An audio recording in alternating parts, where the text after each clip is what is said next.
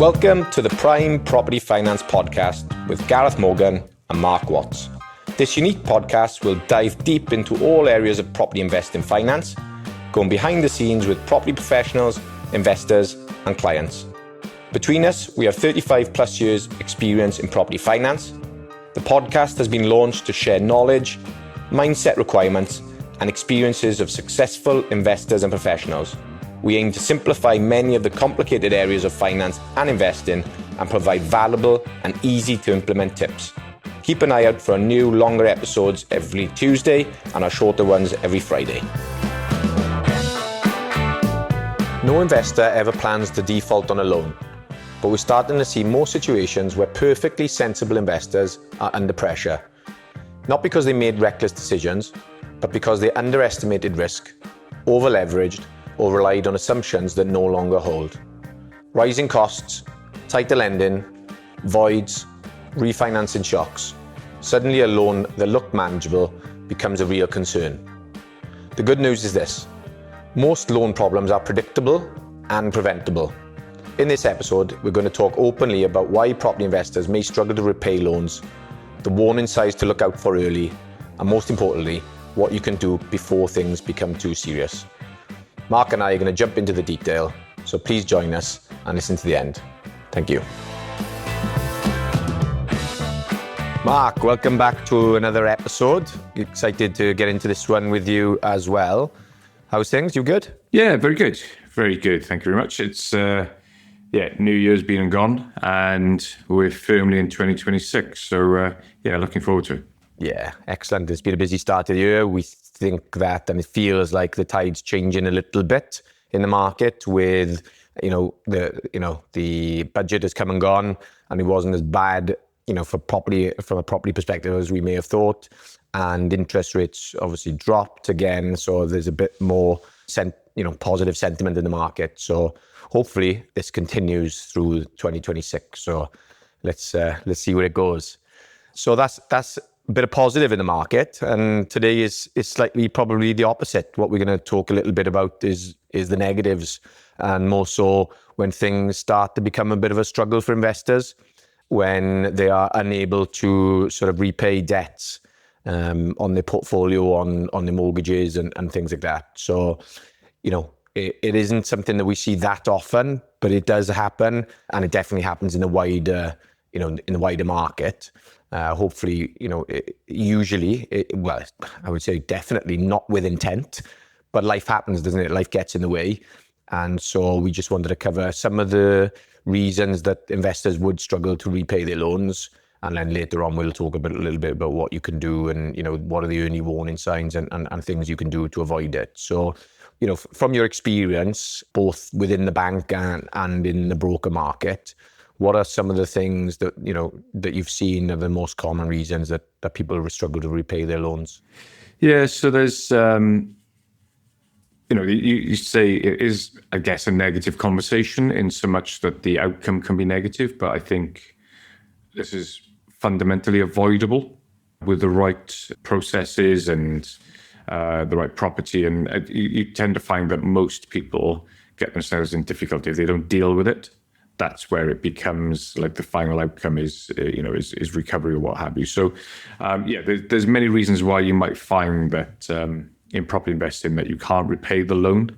And just to be clear on this one as well, we're not talking specifically about projects. That'll come in a future episode. This is looking at existing landlords that have got portfolios or one or two properties coming to the life of, say, their mortgage. In this instance, it'll primarily be interest only. And they fall into difficulty in that regard, or if they can't keep up repayments of a loan as well. So I've got a bit of a list here. So I think the easiest way to deal with this is just to run through the list, really, as to what we've looked on. So as mentioned, the over-reliance on interest-only borrowing without a defined exit plan, a really easy trap to fall into, because invariably a mortgage is going to be 15, 20, 25, maybe 30 odd years. You agree to do interest only on day one because that's what helps your cash flow at that particular point. And 20 years is a long way away. So I'll deal with that tomorrow. And tomorrow never comes. And before you know it, you've got 12, 18 months before that loan is due to mature and be repaid. The full balance is still outstanding, and you haven't really got an exit strategy for it. So you can obviously remortgage onto a different product. We have seen instances where the property itself has been suitable for mortgage purposes 20 years ago, but it isn't anymore. And then you get that difficult scenario where lenders are tightened up in their property criteria, and it's no longer one of those ones that just falls easily within mortgage criteria. Also, you as the borrower, you're older, you're 20 years older, and there are age limits on some of these things as well. So there's that to consider too. So yeah, interest-only borrowing is a phenomenal tool and one used regularly, but you have to have your eye on the future. I think with that point as well, if in that specific example where someone's had an interest-only mortgage for 20 or 25 years, and they have probably a long-term landlord, they haven't potentially done much compliance updates apart from maybe the EICRs and things like that needed to be done. There is also the good chance that they've had the same tenant in that property for a very long time and have probably not increased the rents. And so to go and refinance now, they're in a sticky position, and I'm sure rents will come into your list, no doubt. But that because the problem then from an affordability point of view to get that loan based on the stress tests. 100%. Interest rates, in fact, well, leads nicely on to interest rates. So interest rates going in an upwards trajectory. We saw this a few years back. The woman who I won't name had a little mini budget, and yeah, so we saw interest rates go up. We've been in an environment where interest rates have been historically low, stable. Everybody kind of knew the cost of borrowing, etc. It was down close to zero, which meant mortgages were cheap. We saw that go up, that spike, and put people under huge pressure as a result of that from an affordability perspective. 20 years is a long time not to review the rent. Yeah, okay, there is a balance between having a good tenant and the rent and not chasing market rent and so on and so forth. But yeah, sensible landlords will inevitably have to review that periodically. Maybe not every year, but you are going to have to do incremental increases, especially now that the Renters' Rights Bill has come in. It's going to force you down a route, which is a good one in my view, that you do incremental increases rather than trying to double the rent every 10 years.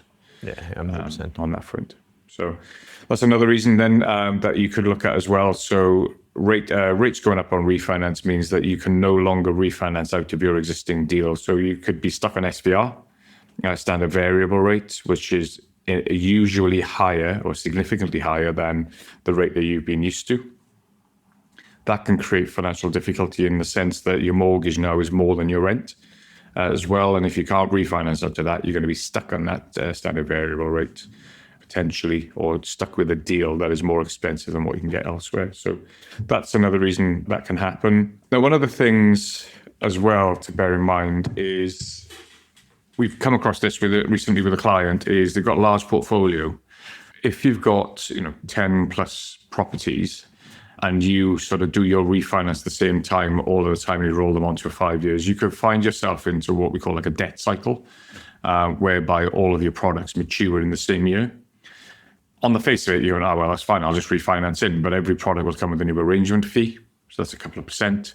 Yes, you can add them to the mortgages and so on, but you'll possibly have valuation fees, new solicitor costs, depending on the deals that are out there at the time. There are fee-free and valuation-free deals. But that means that your profit for that year could be completely eroded.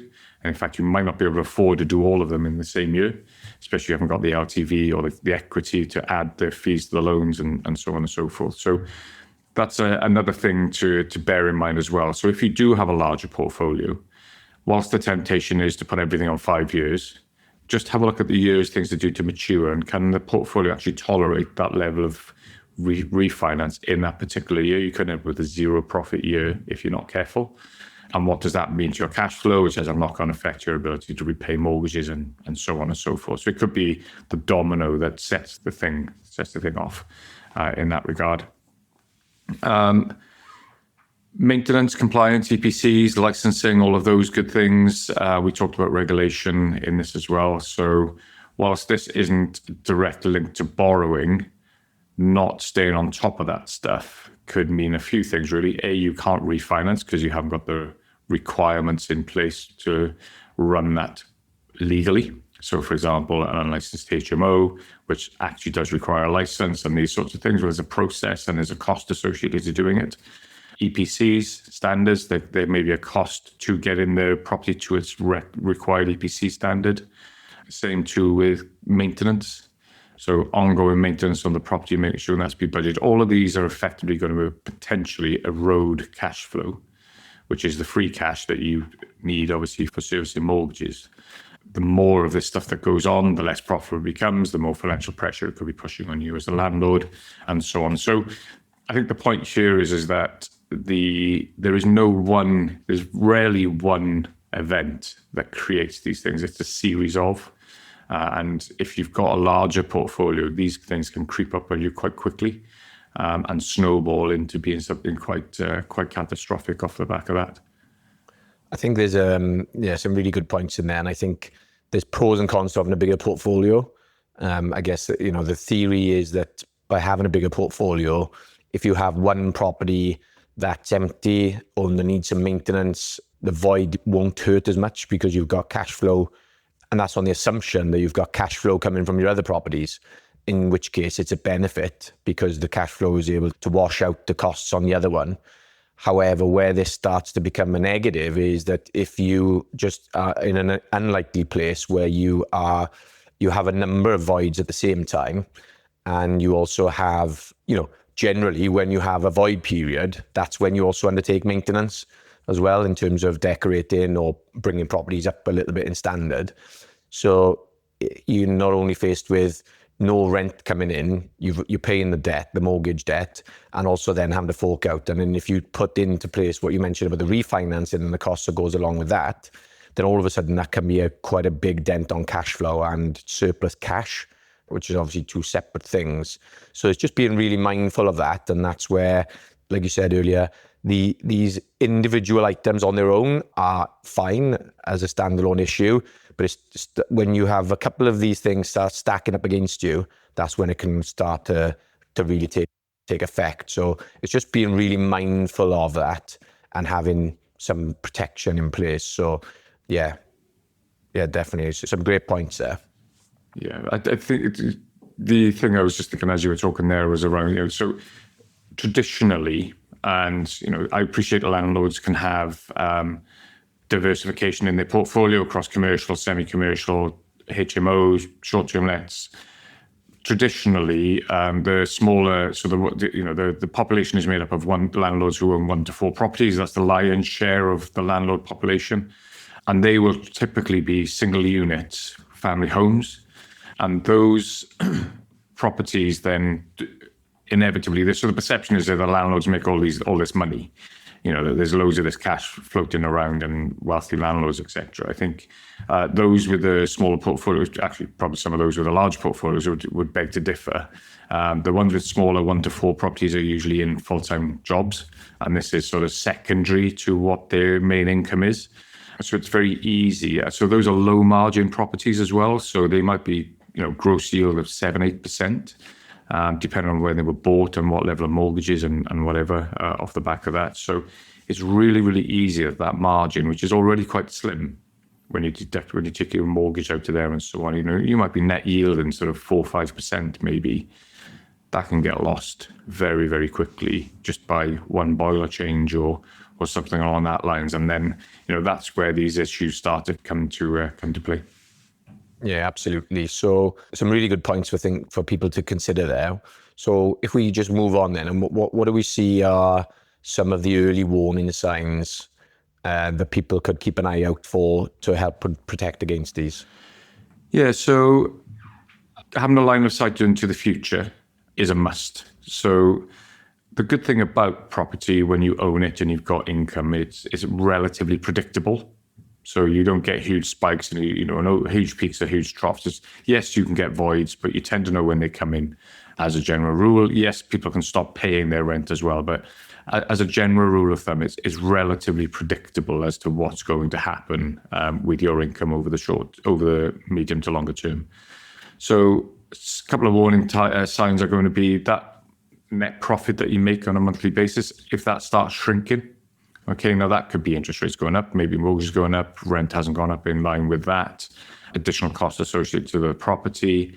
If it's a leasehold flat, service charge, all of these sorts of things can start to mount up. It all depends, obviously, what you're paying versus what the tenant is paying and so on and so forth. So just keeping an eye on current and future cash or profit month on month. If that looks like it's getting squeezed, then that could, end up into a negative position.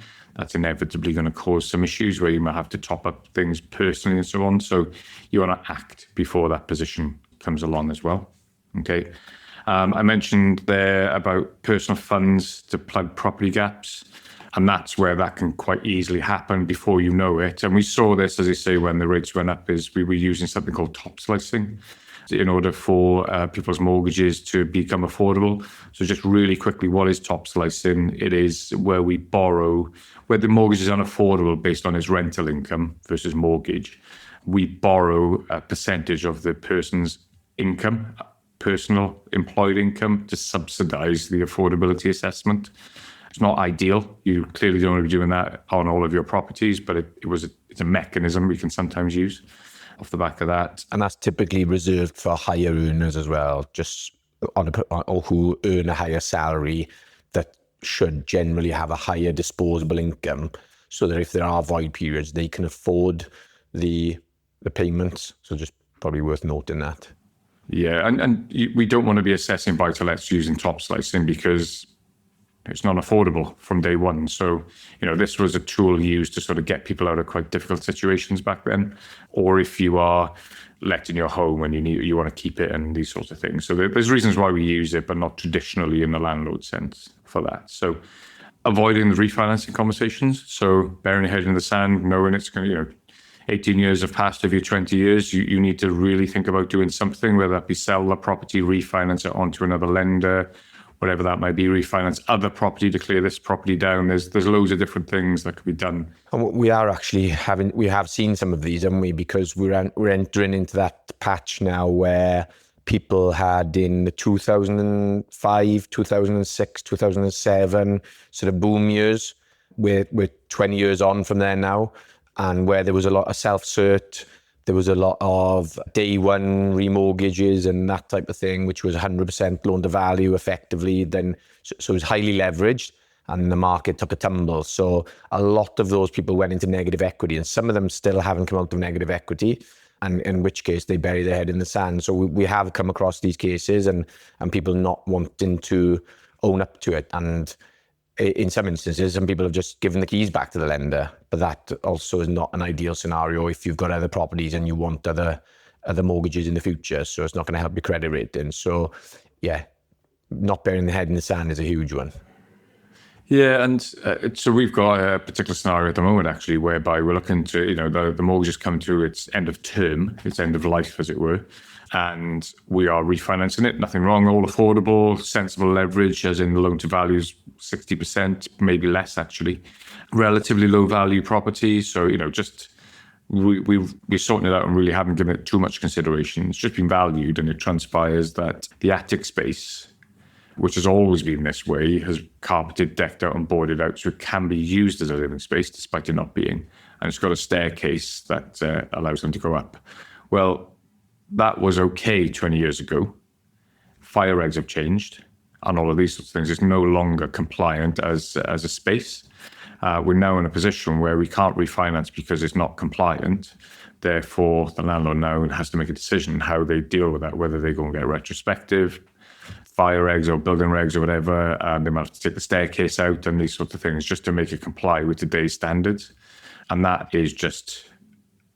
that is an oversight, I guess, in many respects, as to that property's been occupied by the same tenant for X period of time, and it's all been fine.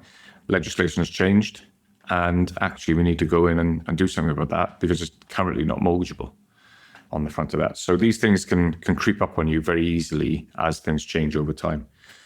With regards to the LTVs that I mentioned there, so high loan to values on properties. Now, the general assumption or the general rule of thumb in property is that it will go up in value over time.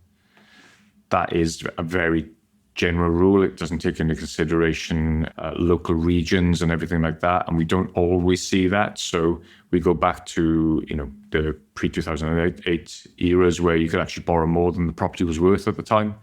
And we've seen people who are still trying to get out of that negative equity situation at the moment.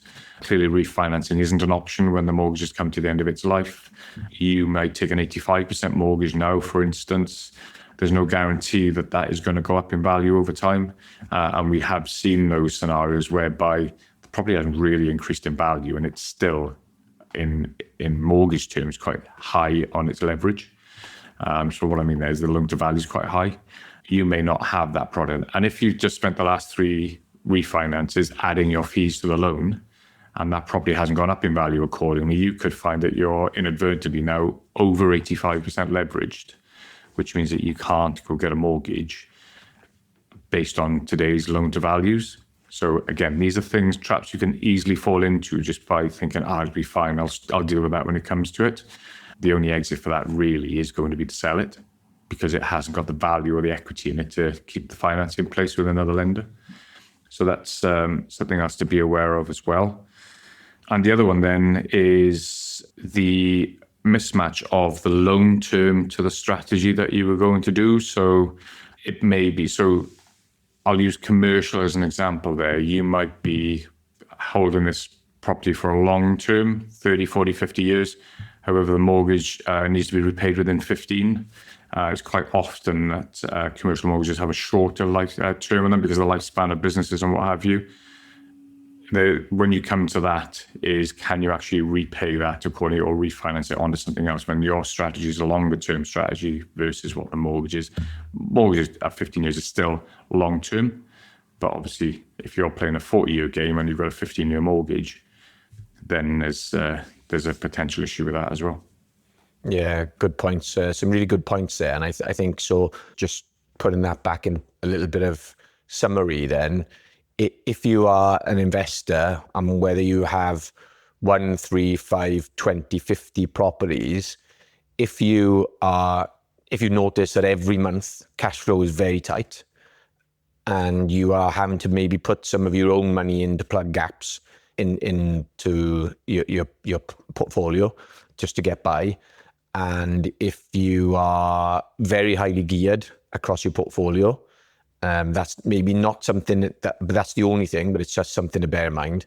And every time there's an interest rate movement, you're becoming very stressed, then there's probably a couple of early warning signs in there that you may need to consider a little, putting some plans in place then to review your portfolio. And I guess part of that is structure and assessing your portfolio and sitting down and working through it and putting a plan together. So I think that kind of leads us into the next part, is just kind of the role of your finance structure in the risk of your portfolio and the threat of you being unable to pay. Now, one of the other things that we haven't really mentioned yet, we'll come on to finance structure in a second, but is around protection. One thing that you haven't talked about is just the fact that you may die and you may be ill, and if you're the only person that's managing your portfolio and the thing, rent isn't coming in and the mortgages aren't getting paid, then all of a sudden the lender's going to come knocking because there's an issue there. And so actually making sure that you have the right protection in place. And one of the conversations, and by protection, we mean things like life insurance. You work hard to build a portfolio, and it's super important that you do protect that, because if you do die, one of the common conversations we have with investors around insurance, the majority of our investors understand the need for it and absolutely on board with making sure that their loans are protected. But some of the pushback we get is that they don't need it, because the fact that if something happens, if they do die, then whoever can inherit the portfolio, and that will then just mean that they get the portfolio. But it's not that simple, because if you want your family to inherit the equity within the property, just for really simple terms, if you've got a property worth £100,000 and there's a £75,000 mortgage on it, or maybe 77.5 if you've added a product fee to it, by the time that property's sold, And if they've had to recover that property from you, by the time they take estate agent fees, auction fees, legal fees, interest that's accrued if you haven't been paying it and things like that, and they have to sell it at auction, they're not going to sell it at the market value. They're going to sell it for a quick sale. They might sell it for 85, 90K. By the time all the fees are taken off, the family's going to be left with nothing. So what was seen for you as a nest egg for the future has actually potentially become a liability because there might be some debt left over. So by just having an insurance policy in place to cover the value of that debt, it just takes the headache away. It leaves the property to your family, which would leave them also the long-term rental income on that property, net of any mortgages, because there will be no mortgage. So it's a completely different scenario, and it will, in terms of leaving a proper nest egg, it's far more important. So we highly recommend that you do protect your life insurance on your portfolio, and obviously an increase in thought around this now with the changes in inheritance tax. Anyone with any portfolio really needs to have an inheritance tax review. So we'll take this opportunity to say, look, if you would like a protection review, then please get in touch with us and we can have that conversation with you and make sure you fully understand the risks to you and also what potential IHT liability that you may have, because protection is super important and sometimes overlooked by investors. So apologies, I've just kind of gone off on, but I do think it's really important. The point, and I've just had this conversation with a client yesterday, sent back a spreadsheet showing the pros and cons of selling, and basically they want to raise X amount of pounds. So similar type of conversation, they want to liquidate the portfolio because it'll give them $500,000, but they can refinance it, it'll give them 350,000 to do whatever they want to move on to different projects, property related, but not hold related. And they completely forgot in that equation the income, because once you raise that $500,000 and sell it, that's it. It's done. It's crystallized. You've got your $500,000. Yeah, it's 150 grand more than if you refinanced it, but that $500,000 sits there. By refinancing it, and they've chosen to refinance, they get that 350, but they've still got the income. All right, it'll be reduced because you've increased the mortgages, but there will still be revenue thereafter. And all too often, as you say, landlords will look at it and go, well, we'll just sell it all and it's worth this much at the end. But what about the other 20 years of future income that you're having to give up just to liquidate the portfolio to clear that liability? So yeah, just a point well made. So let's move on then to the sort of role of the finance structure in your risk management. What are your thoughts on that?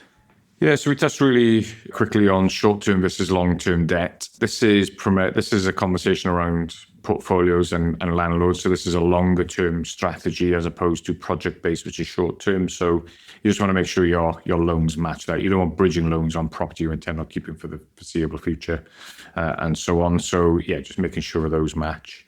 One of the conversations we haven't had, which is around interest-only or capital and interest payments on loans. Now, it is extremely common that landlords, investors will take interest-only loans. And again, the thought process behind that is, well, there's a few thought process behind it. It is A, cash flow. So you're just servicing the interest, you're not paying down the capital. If you are holding this property for a long period of time, there is a general consensus the property will go up in value, therefore will create equity over time without you actually paying down the loan. So if you borrowed a 50,000 versus 100,000 value, and that goes up to 150, 33% loan to value, not 50%, and you haven't paid down any capital. So that is the thought process behind that. And also back to the inheritance tax liability piece is that you only pay inheritance tax on the equity, therefore not paying down the capital means that you're not making that position worse. Okay, so there is that consideration there as well. So yeah, you only pay inheritance tax on the equity, not the capital. So yeah, there is that as well. So, and again, each person to their own as well. There's no right or wrong answer to this. It's about what your overall strategy is going to be on it. And this, again, we've talked about this in other episodes, but I think this is a very important topic, the interest only versus repayment, and this aligns with your goals. Because if you're somebody that's trying to get out of employment to get into property full time, then you probably want to be on interest only because it'll give you a higher cash flow. But if you're using that cash flow, if you're taking that cash flow out on a monthly basis, you're then not using that cash flow to build up a pot of cash in reserves should you have any void periods, should need any maintenance, etc. Whereas somebody who's got another income and they are having it on interest only in order to build up a pot, and some people will do it, well, I'd rather build up a pot there so that I can save another deposit to then go and buy another property. That's a different strategy. And then you've also got the other side of the coin, people who have income at the moment and are taking a long-term view on it and saying, well, this is my pension plan. I want these properties paid off by the time I retire so that I can enjoy them unencumbered and just take the income as a loan and have some cash buffer to do whatever I need to do in terms of maintenance and things to the property. So yeah, super important. I think paying down the debt is a good thing in some respect. And, our model, we did about a split. We would try and do half of them on repayment and half on interest only, which kind of give us a good balance. But yeah, so that's an interesting dynamic and one that you always battle with, because when you pay down the loan, it's hard to release that equity. But if you're just going to go on interest only, make sure you are putting money aside really for a rainy day. Yeah, and I think some of the conversations I've had around this is everybody has an appetite for risk. Yeah, what is a loan to value you're comfortable with? If you're going to keep a loan, and some people have a zero tolerance, so they do there and they want to be zero, as you say, no mortgage by the time I retire, done. Well, that's a pretty easy calculation. It's got to be at zero by the time you're 55, whatever age you want to retire. Others then will have a more balanced approach to risk, which is I'm happy to keep the debt, but I want it at a certain level. So if anything goes wrong, I've got plenty of equity and so on and so forth. 50% is often banded about. I want my portfolio at 50% loan to value. That way I've taken a balance between paying down my debt, equity, what my loan payments are likely to be so I can tolerate rate changes, and I'll have a healthy income going forward.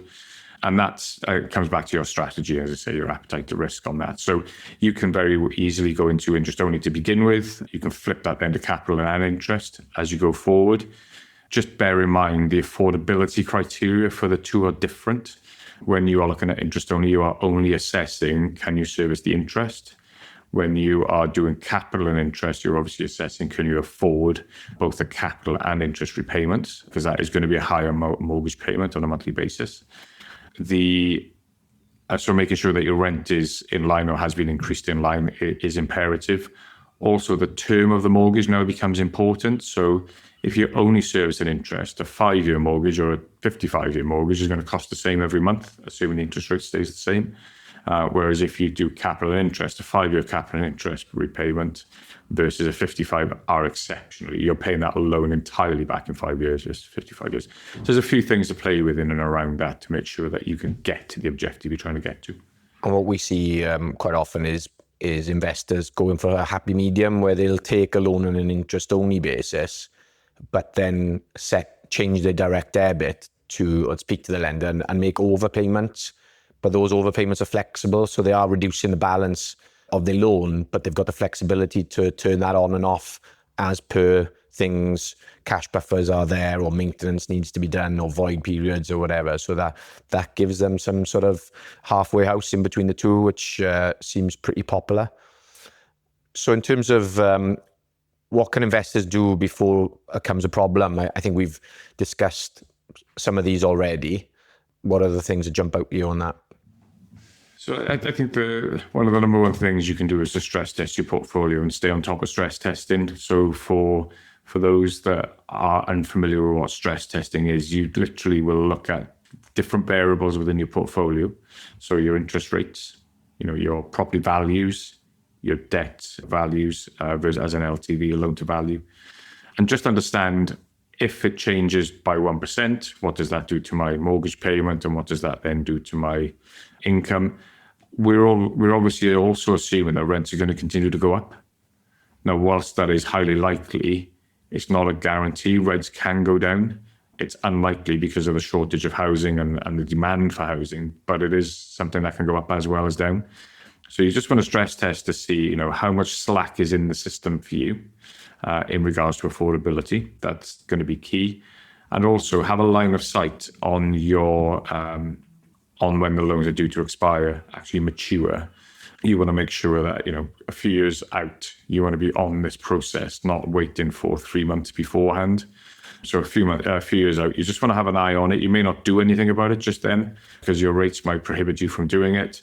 But making sure that the property remains compliant, is going to satisfy mortgage lenders and these sorts of things as well. So if there's been, and to be fair, the tenant may have changed the property with your consent, but you may not realize that they've done this and it's no longer compliant as a result, and so on and so forth. So just having that oversight really beforehand, I think is very, very sensible. So just having a line of sight over the future, making sure that, or doing your best to make sure you've got cash buffers in all of this. It's really tempting to take all of the profit out of something, and enjoy that whilst it's there.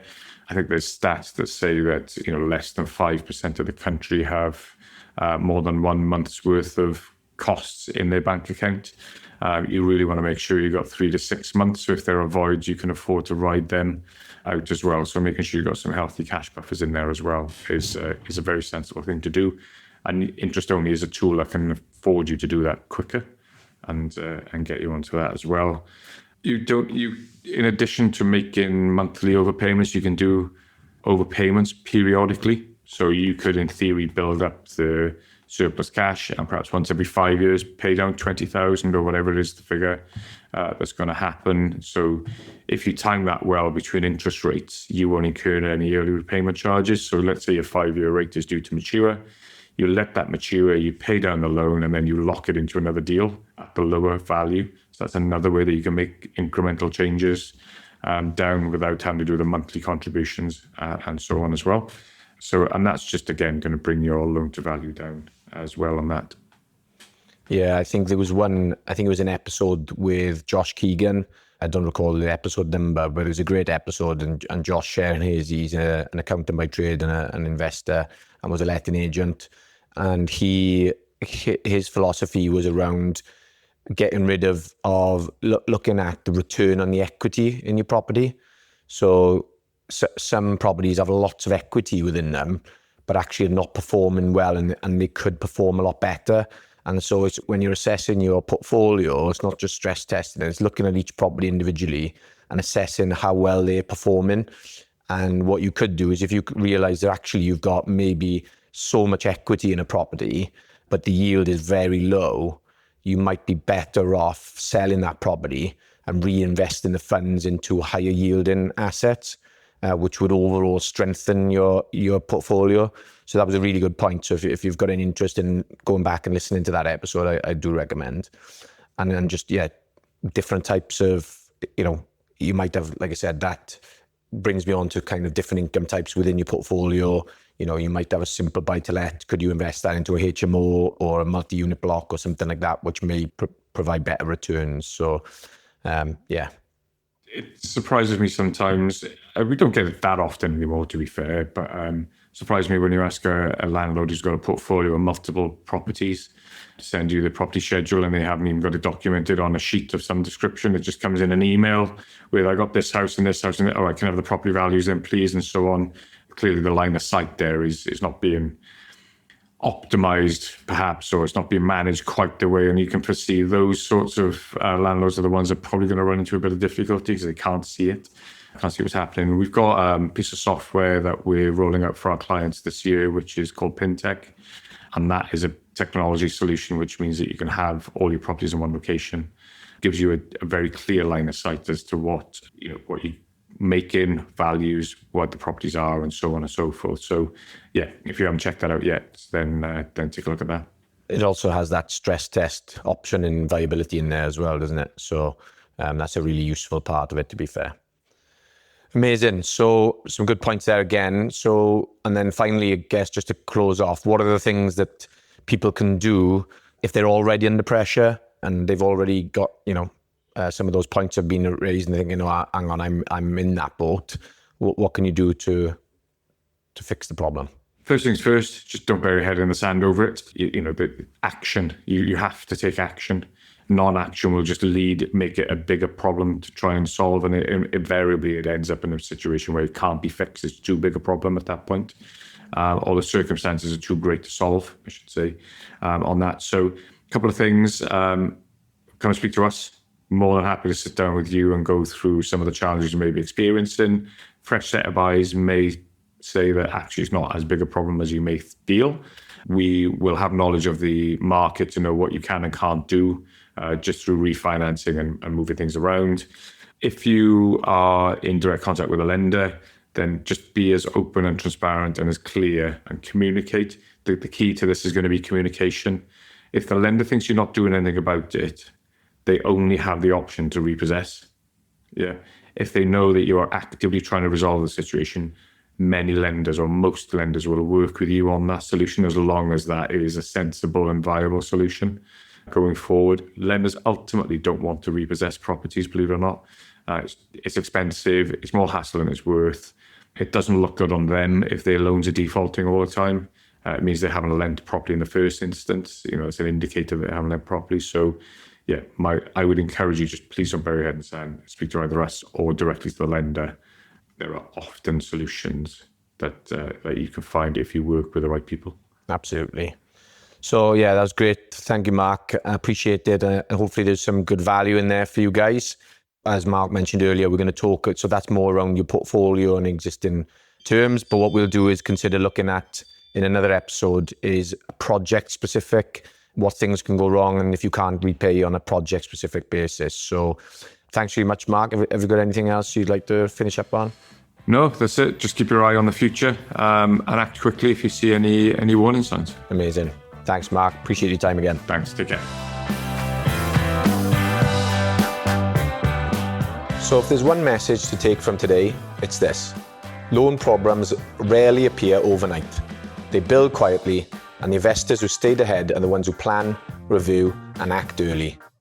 If you're an investor and you're unsure whether your loan still fits your strategy, or you want an honest review before an issue arises, speak to us at Prime Property Finance. The best time to fix a loan problem is before it becomes one.